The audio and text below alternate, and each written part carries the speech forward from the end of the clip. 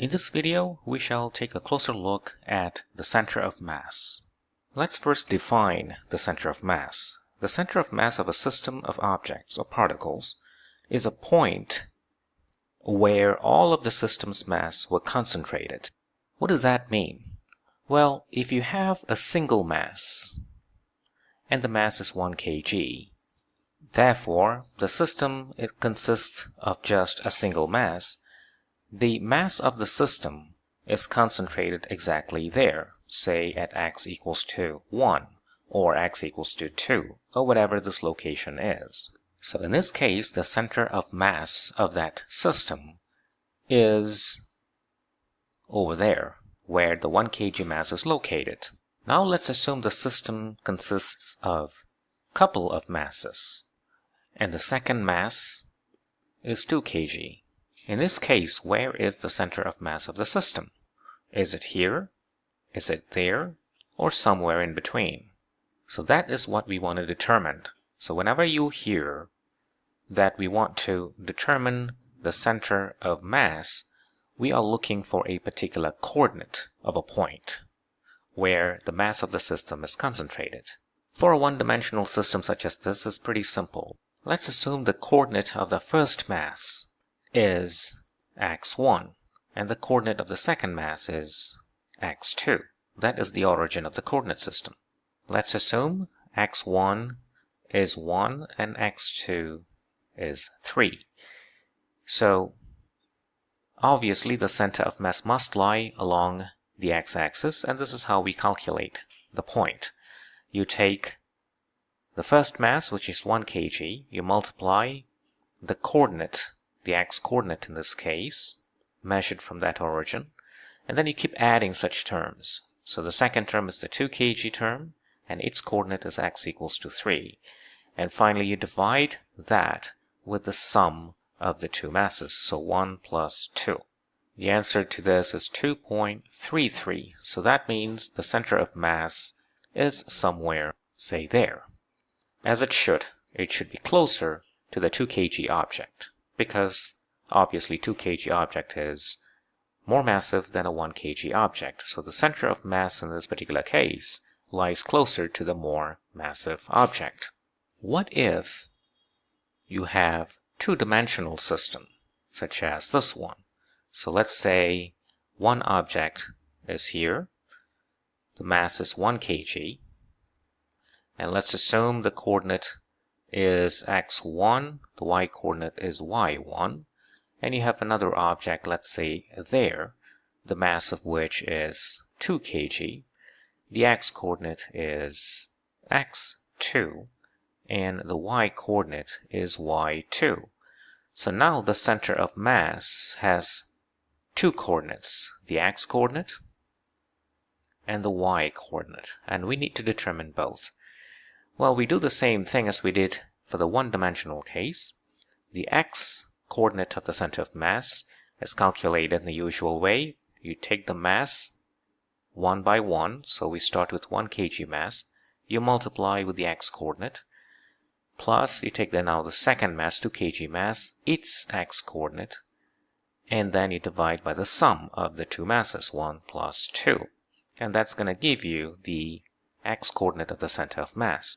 Do the same thing to determine the y-coordinate of the center of mass. 1 kg times the y-coordinate of that 1 kg, which is y1, plus 2 kg, the y-coordinate of that 2 kg is y2, over the sum of the masses, 1 plus 2. Simple as that. If you have a three-dimensional system, the z-coordinate of the center of mass can be determined in a similar manner. Now let's assume, instead of being static, these masses start to move like that. What's going to happen to the center of mass? The center of mass of the system, in this case, is the point that moves as though all of the system's mass were concentrated there. So the center of mass of the system will also move. Let's assume the 2 kg object moves with a speed of v2, and the 1 kg object moves with speed v1, or velocity v1, velocity v2 respectively. Then the velocity of the center of mass is written as the mass times its velocity, the 2 kg mass times its velocity divided by the sum of the two masses. Simple as that. Likewise, if the two masses here are the influenced of some kind of force or forces, let's say F1 is the force that's acting on 1 kg object, F2 is the force that's acting on a 2 kg object.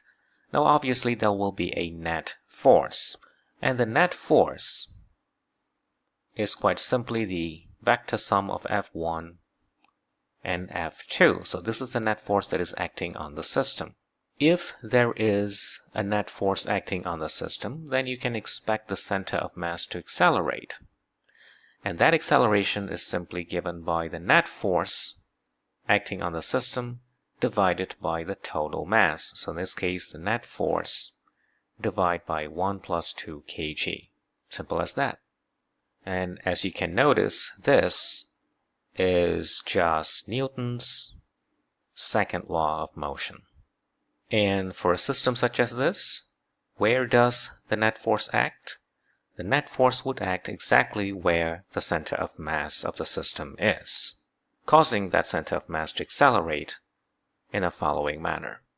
Let's look at this particular problem. Car A with mass 2000 kg is moving along a straight road at 25 meters per second. It is followed by car B with mass 1500 kg moving at 20 meters per second. Find the speed of the center of mass of the two cars. So we are going to treat this motion as a one-dimensional motion. So you have one car here moving like that. The mass is 2000 kg. The velocity is 25 meters per second to the right. And then you have another car, car B. So this is A. And you have car B with mass 1500 kg following car A with a velocity of 20 meters per second, also rightward. So obviously the center of mass would move. So what is the velocity of that center of mass? So you consider mass by mass. Let's start with 1500 kg. The mass is 1500. The velocity is 20 meters per second. I hat. We are looking at one-dimensional case here. The motion along the positive x-axis. So the unit vector along that direction is I hat. Now let's move on to the second term. The mass is 2000 kg. And its velocity is 25 I hat meter per second. Divide by the total mass, 1500 plus 2000. That is the total mass of the system. And you get about 23 meter per second in the direction of I hat. So this is how fast the center of mass of the system is moving.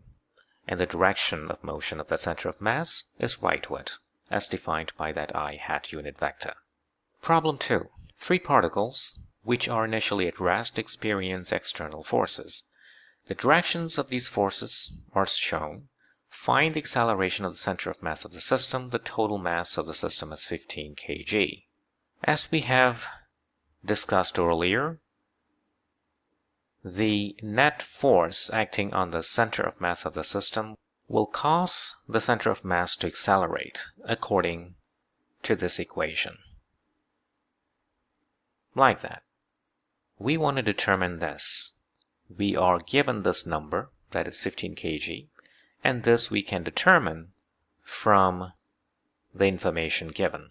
So let's do that. Let's assume this is the x-axis and that is the y-axis. The force F1 is going leftward. So in vector notation, F1 is minus 6 I hat newtons. Now likewise, let's assume that this is the third force. The vector description for F3 is 15 I hat newton. Now let's look at force 2. The 12 Newton force is making 30 degrees with respect to horizontal. That means it has the x component and it has the y component. So let's determine these two numbers. F x2, the x component of the second force, is quite simply 12 times cosine 30 degrees. And Fy2, the y component of that same force, is 12 sine 30 degrees. This is just from trigonometry. So we have all the information that we need. So let's determine the x component of the net force.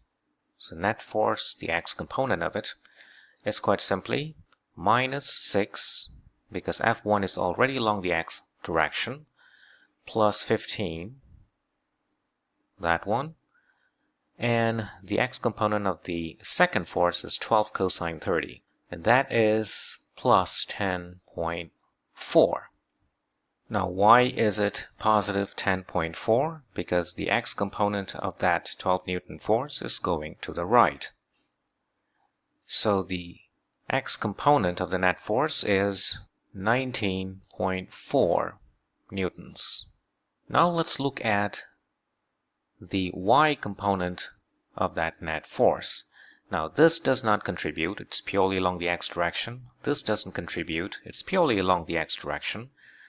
Only this one contributes, and that is given by 12 sine 30. That is this number right there. Sine 30 is half, so you get 6 newtons. There we have it. Now using this equation we can determine the acceleration now.